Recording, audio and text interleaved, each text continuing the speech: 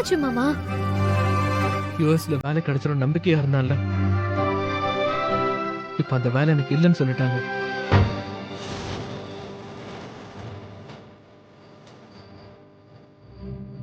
என்ன எத்தனை நாள் கனவு தெரியுமா? எனக்கு அந்த வேலை கிடைச்சு நான் யூஎஸ்ல போய் செட்டில் ஆகணும்டா கஷ்டப்பட்டு நான் அங்கேயே தங்கி படிச்சேன். படிக்கும் போது இன்டர்னா அந்த கம்பெனில தான் ஒர்க் பண்ணேன். என் ஒர்க் பிடிச்சு போய் நான் ஊருக்கு போயிட்டு வந்ததும் என்ன எம்ப்ளாயி விசால சேர்த்துக்கிறாங்கன்னு அந்த கம்பெனிலே என்கிட்ட சொன்னாங்க.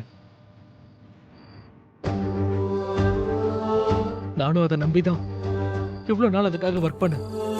நீ கூட பார்த்தல, ஏற்காடுல அந்த சிஇஓ எனக்கு வேலை கன்ஃபார்ம்னு சொல்லிட்டு போனார்ல, திரும்ப இப்ப ஏஐ ப்ராஜெக்ட் கொடுத்து ஒர்க் பண்ணதா சொன்னாங்க.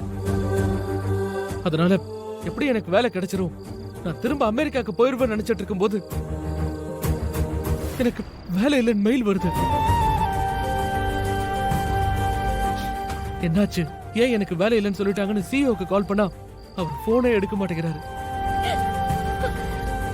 நான் என்ன தப்பு பண்ணேன்னு தெரியல.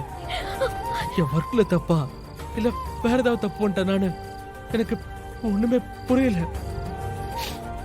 நீங்க எந்த தப்பும் பண்ணல மாமா. உங்களுக்கு கொடுக்க வேண்டிய வேலைய அவங்களுக்கு வேண்டப்பட்டவங்களுக்கு கொடுத்துட்டாங்க. அதுக்கு நீங்க என்ன பண்ணுவீங்க?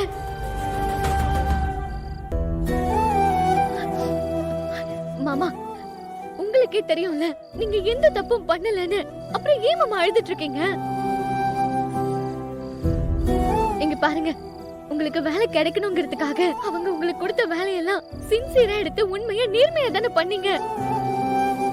நீங்க அந்த வேலைக்காக நிறைய உழைச்சிருக்கீங்க, இப்பவும் உழைச்சிட்டு தான் இருக்கீங்க. நம்ம முயற்சியும் உண்மையும் நேர்மையும் நம்மள எப்பவுமே கைவிடாது மாமா. எதை நினைச்சு நம்ம கடுமையா உழைக்கிறோமோ அது நமக்கு கண்டிப்பா கிடைச்சே தீரும்.